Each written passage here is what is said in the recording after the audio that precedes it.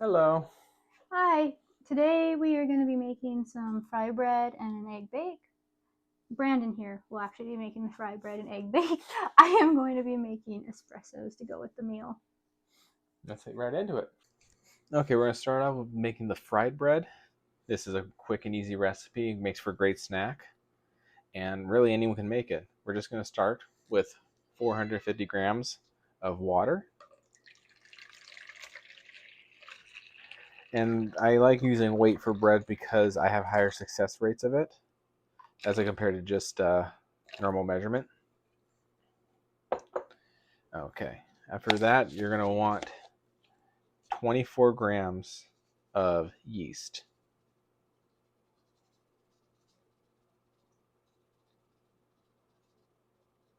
There you go.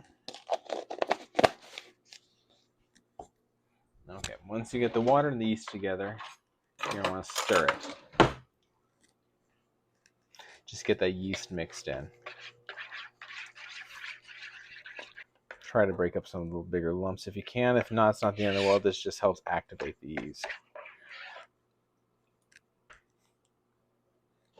Now we're going to let this sit for about 8 minutes so that we get the yeast to activate. And then we'll start adding our dry ingredients.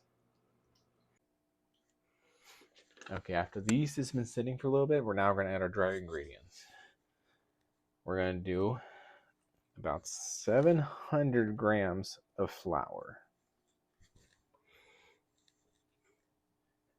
And if you don't have a kitchen scale, Walmart has these tiny little guys for like $8.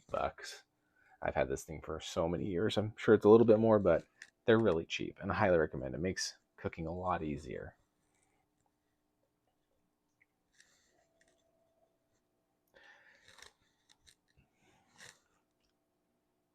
And just a hair more. There we go, 700. Okay. And now for salt. I want just 18 grams of salt.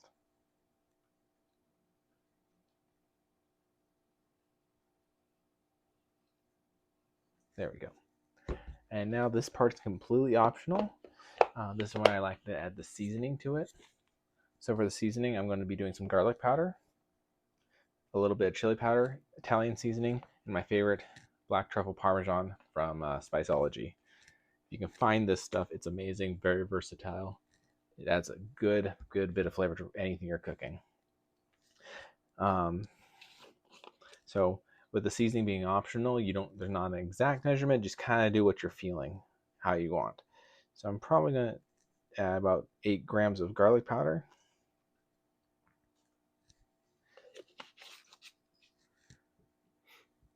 But you can add more or less given on your preferences. I do like chili powder. Gets a little bit more flavor. I'm going to go a little crazy and do about 16 grams. If you don't see the color, you don't add enough flavor. There. Let's start with 14. We'll call it a hint of Italian because this is potent.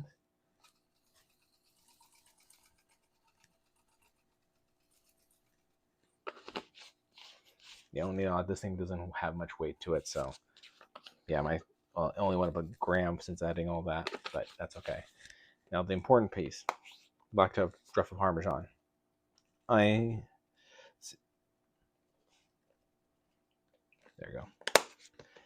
That should be enough. And now, after you mix everything together, we're gonna stir the bread and knead it. I'm gonna stir it with a spoon, and then after it gets a little bit mixed, I'm gonna knead it by hand.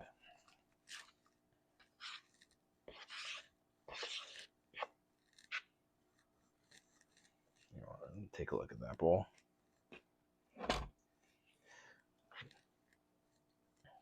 You start. So right now I don't see too much of the color, so I'm probably gonna add a little bit more chili powder.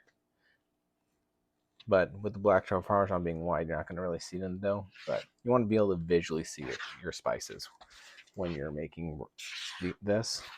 That's a good way to gauge whether or not you have enough in it, because it's so easy to feel like you've added too much and then not taste it. But do whatever your heart desires. Okay. Now I'm going to be a barbarian and just digging with my hands.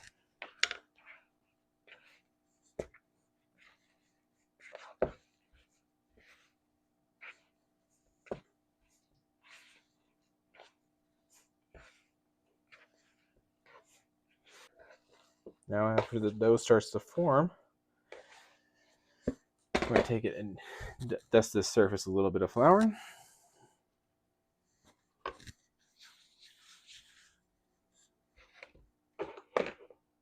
Now we're going to knead this by hand.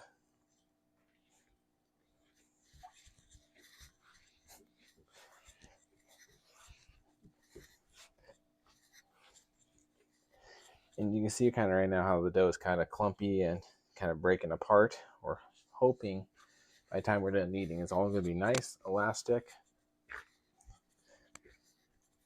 and will form together. Don't rush kneading. Very crucial. And I learned that the hard way. This was what makes or breaks decent bread.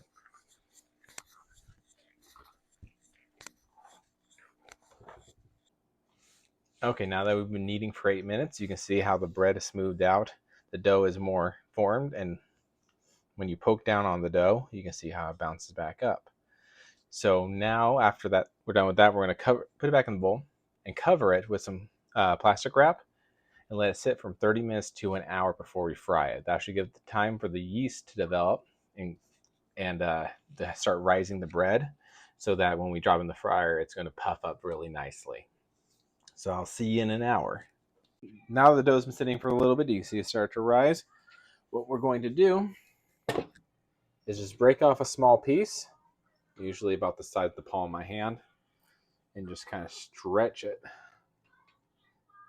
until it's a good disc shape. Try to make it as even as possible.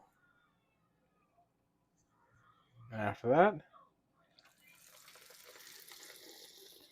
let that fry for a second. They only need maybe 15 to 30 seconds on each side, depending on the temperature of the oil. More closer to 15 though. You already see it starting to cook. And then we flip. Look at that. Nice and golden brown. And see how it fluffed up in the oil a little bit.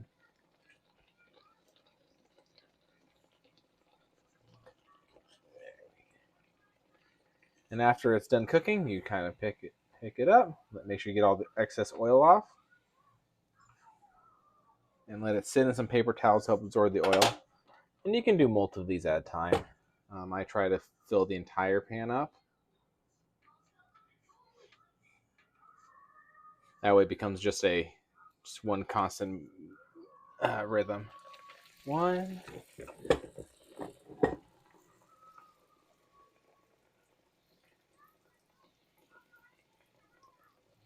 Oh. Try to keep it all one piece. Work it. Because they don't have to be perfectly shaped. I like to try to stretch it out. Just flat by hand. There we go. And this guy's ready to fold. Do you want me to grab the metal? Fine.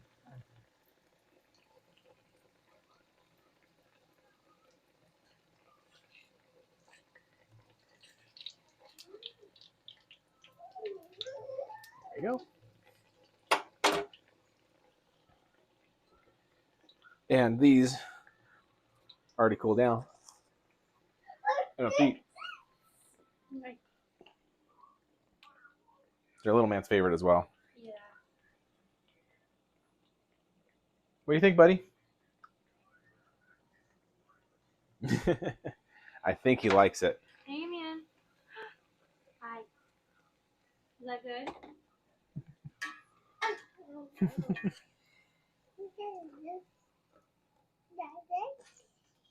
Thank you, bud.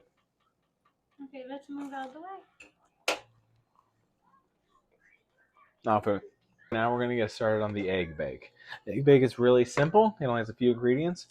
It has a dozen eggs that are already cracked, and one whole potato, part of an onion, some cheese, and some pork. I got some ground pork right here, but you can always use bacon or any form of meat that you want. I just have ground pork, so that's what we're going to be using today. So if we're going to start by grating up one whole potato.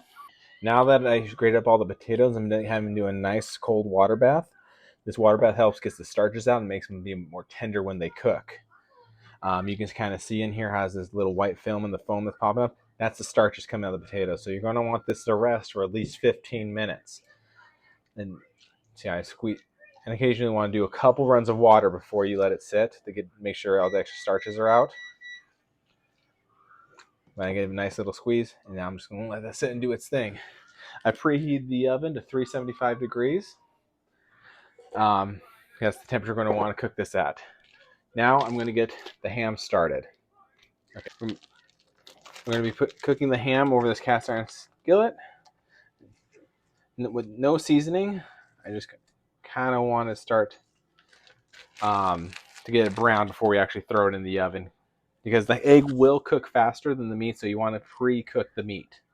Okay, now we got the ham on the stove. We're going to start chopping up our onion.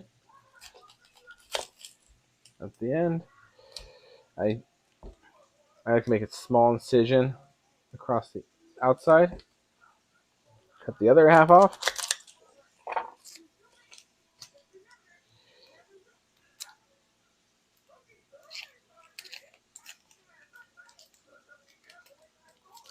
Just get that outer layer gone.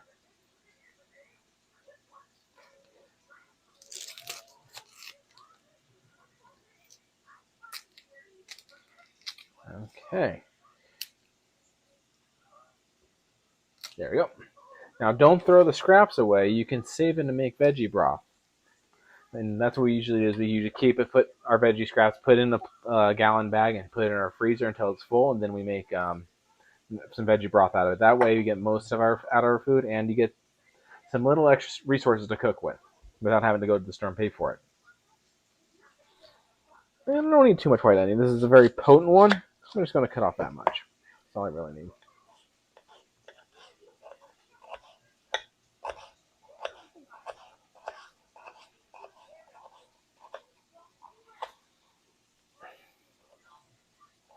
I like to cut nice and thin.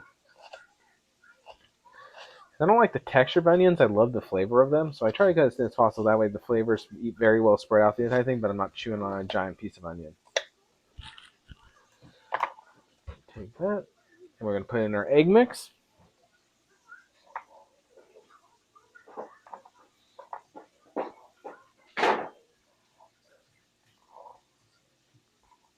Okay. Next up is the cheese.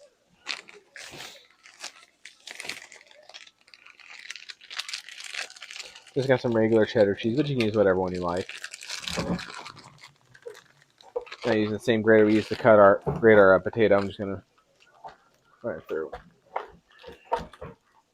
The cheese is grated. I'm gonna add that to our egg mix too.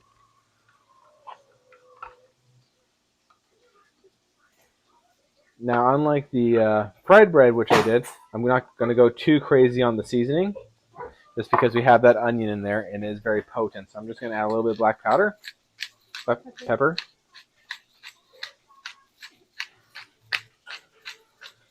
Okay.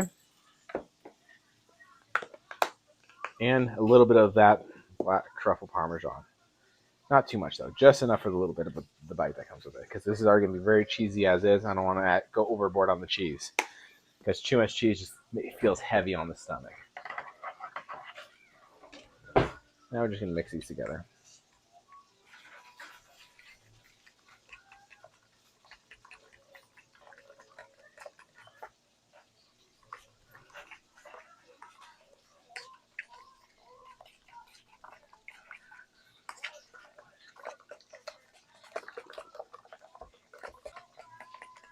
Okay, now that that's whisked all mixed together, we're going to wait for the potatoes to be finished and the ham to be done cooking. So I'll see you in a few minutes. Okay, now that our potatoes are done soaking, we're going to add our egg mix into it and just slowly mix all this together. Now, if our spinach was grown, I would add some spinach to it or other vegetables, but currently, I mean, it's mid-April, so only a couple things just started sprouting in the garden. So that we're just going to stick with the basics. Once that's well mixed together,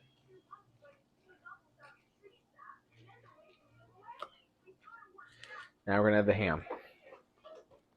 I'm going to try to get a little bit, but not too much of that grease in there. I want some of the grease in for flavor, but not too much to make it just kind of sop after the whole bake's done. So, see, I'm leaving a good portion of that grease in. I'm going to carefully mix all this together.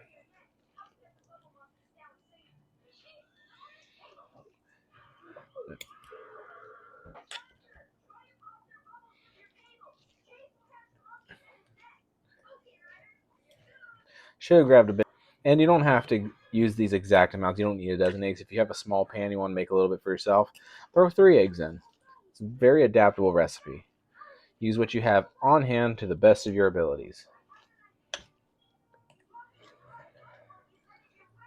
I feel like when people are afraid to stray too far from a recipe is when people stop getting creative when it comes to cooking. And that's all what cooking is being creative. Making what works, making what tastes good. Making what your family is happy with. Now that we got all this stuff nice and mixed, pour it all in the pan. Probably think that's a lot of potatoes, but once the eggs start to cook and they start to fluff out, honestly, it won't even see it.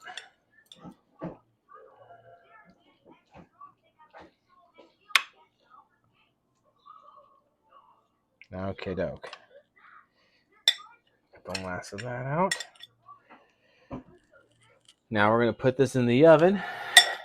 And this takes a long time to cook. I give it about an hour to start, sometimes an hour 30. It's really the potatoes taking a long time and how dense it is. Usually the eggs don't cook all the way in the center because all the onions and all the water left over from potatoes takes a while to cook out. So I'll see you in about an hour. We are going to be making a caramel macchiato for Brandon, and I will be making a lavender espresso. I'm not sure the name of it.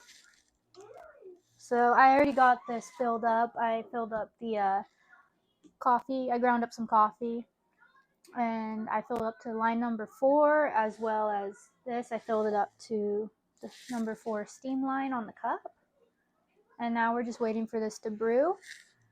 And while we're waiting, I'm going to take my metal cup and do a couple squirts of caramel sauce.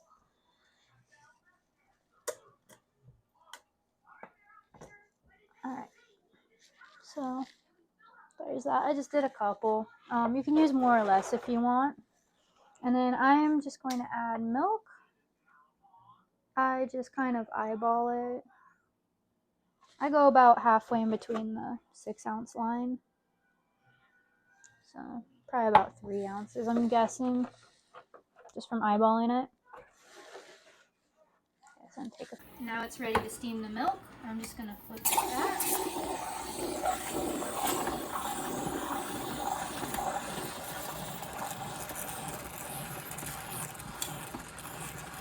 And I steam this until it gets really hot, so if you see me feeling the sides, that's why. Just to make sure the caramel's all melted and dissolved in with the milk.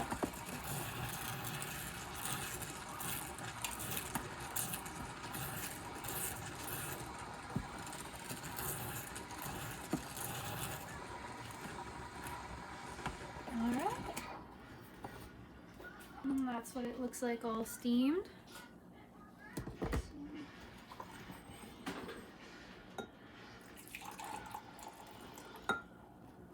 I'm pretty messy when pouring.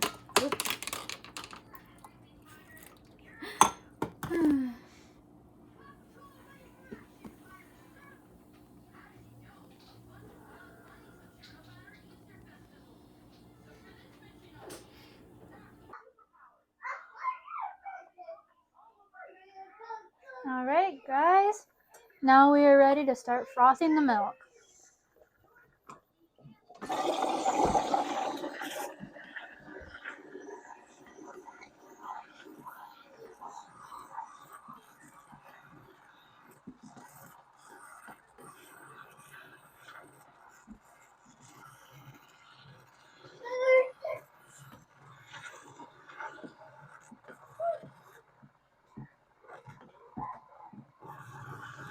The more I take the wand out of the milk, the more it does get the froth. So if you like foam, and the further in you sink it into the milk, the more it heats it up. Figured I'd share that little tidbit I learned. Okay. Now time to pour.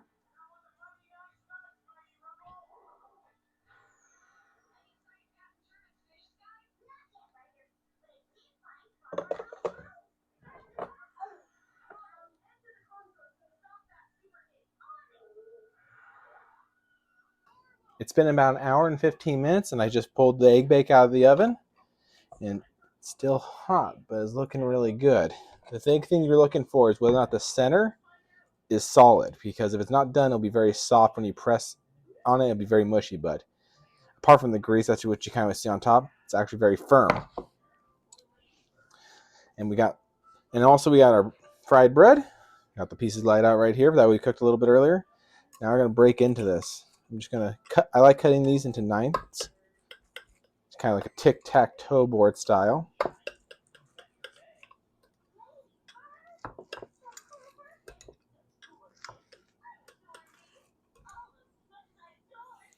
Okay. Pull this out. I got it. Okay. I'm gonna pull this out. Get the last of the potato out of there.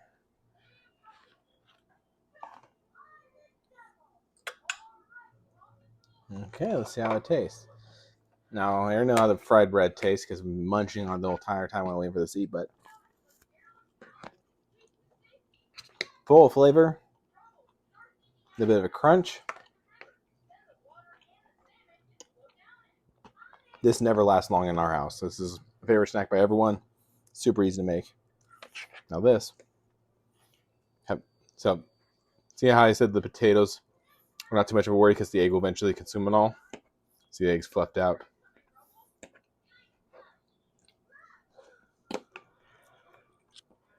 Hot but really good. You really taste the onion.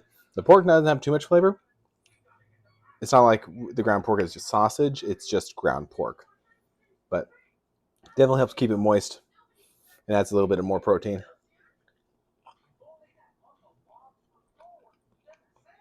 But overall, really delicious. A great meal. Good way to get through a bunch of eggs, especially if you have someone who has chickens and you're able to get them at a discount, or find a good sale, or you have your own chickens. But it's a great meal, easy to do. Doesn't take much greens, and you can really customize it to how you want. Thank you very much for joining us. Until next time.